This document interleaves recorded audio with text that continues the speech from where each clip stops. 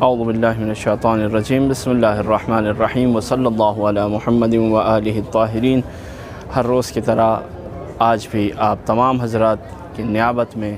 اور تمام دیکھنے والوں کی نیابت میں جناب فاطمہ معصومہ کی خدمت میں سلام عرض کرتے ہیں، اور ایک دعا آج کی جو آپ کی زیارت میں پایا جاتا ہے: السلام علیک یا بنت رسول اللہ یا فاطمۃ المعصومہ، اللہم انی اسألک ان تختم لی بالسعادہ فلا تسلب منی ما انا فیہ ولا حول ولا قوة الا باللہ العلی العظیم، اللہم صلی علی محمد وآل محمد۔ یہ ایک دعائیہ جملہ ہے جو جناب فاطمہ معصومہ کی زیارت میں پایا جاتا ہے کہ اے پروردگار، ہماری آخرت اور ہماری انتہائی جو منزل ہے اور آخری مرحلہ ہے اسے ختم بخیر فرما، تاکہ ہماری زندگی کامیابی کی زندگی رہے۔ موضوعات کو آگے بڑھاتے ہوئے آج جو گفتگو کرنی ہے وہ عدالت کے سلسلے میں گفتگو کرنی ہے، یعنی قرآن میں عدالت پائی جاتی ہے۔ ہم جب قرآن مجید کو دیکھتے ہیں تو عدالت نظر آتی ہے ہمیں۔ امام علی علیہ السلام کے لیے مشہور ہے کہ قتل علی فی المحراب بشدت عدلہ۔ تو یہ گفتگو انشاءاللہ آئندہ بھی کریں گے، یعنی شبہ قدر اور شہادت کے نزدیک اس عنوان کو ہم اور بیان کریں گے اور آپ کی خدمت میں عرض کریں گے۔ لیکن ابھی جو عدالت ہے، یہ موضوع جو قرآن مجید میں پایا جاتا ہے کہ پروردگار آواز دے رہا ہے، بسم اللہ الرحمن الرحیم، وَإِذَا حَكَمْتُمْ بَيْنَ النَّاسِ أَن تَحْكُمُوا بِالْعَدْلِ، جب تم لوگوں کے درمیان فیصلے کی کرسی پر تمہیں بٹھائیں تو تم عدالت کے ساتھ۔ کئی عدد نبیوں کو پیغمبر اللہ نے یہ حکم دیا، جناب سلیمان ہیں اور پیغمبر اسلام ہیں، اس طرح سے جناب موسیٰ ہیں، اور نبیوں کے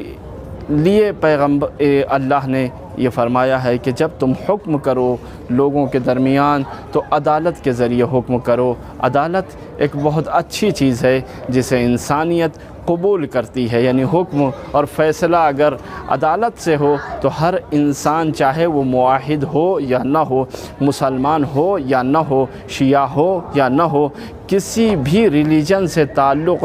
رکھتا ہو، لیکن عدالت کو وہ مانتا ہے اور ایکسیپٹ کرتا ہے،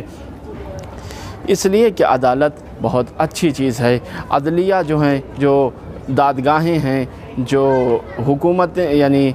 جو لوگ عدالت سے حکم کرتے ہیں، یعنی جو جسٹس ہوتے ہیں، جو ہمارے ہاں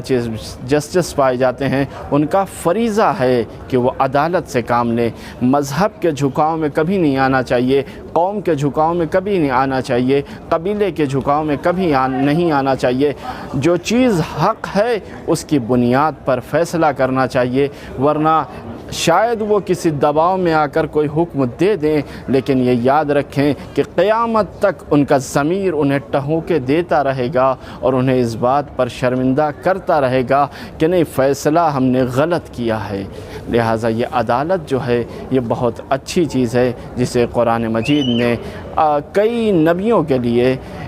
بیان کیا ہے، اور پروردگار نے انہیں حکم دیا کہ دیکھو، جب بھی لوگوں کے درمیان فیصلہ کرنا تو حق سے فیصلہ کرنا، دو بھائیوں کے درمیان فیصلہ کرو تو حق سے فیصلہ کرو، اور جہاں بھی تمہیں مسند عدالت پہ بٹھایا جائے، یعنی حکم بنایا جائے، تو وہاں تم عدالت سے اور برابری سے فیصلہ کرنا، تاکہ کبھی تمہیں اس بات کا پچھتاوا نہ ہو اور ساری زندگی کے لیے اپنے ضمیر کے سامنے شرمندگی کا احساس نہ ہو۔ بہت سے قاضی ہوتے ہیں کہ جو غلط فیصلے کے بعد جب آخر عمر تک پہنچتے ہیں اور کتابیں لکھنے کی نوبت آتی ہے اپنی زندگی کی، وہ اپنی ڈائری کو لکھنا شروع کرتے ہیں تو اس میں اعتراف کرتے ہیں کہ ہم نے یہ فیصلہ غلط لیا تھا۔ لہٰذا انہیں چاہیے، جو جج ہیں،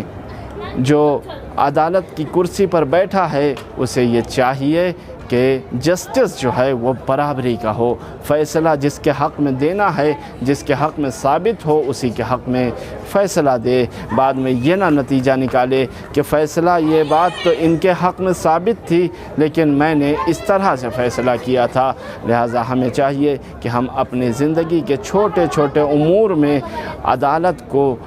جاری رکھیں اور عدالت سے کام لیں، نہ کاموں میں عدالت سے بڑھ جائیں، نہ اعمال میں عدالت سے بڑھ جائیں، نہ اطاعت میں عدالت سے بڑھ جائیں، بلکہ ہر چیز میں عدالت کو مورد نظر رکھیں اور اسی پر عمل کرتے رہیں۔ وصلی اللہ علی محمد وآلہ الطاہرین۔ ہم جناب فاطمہ معصومہ کی بارگاہ میں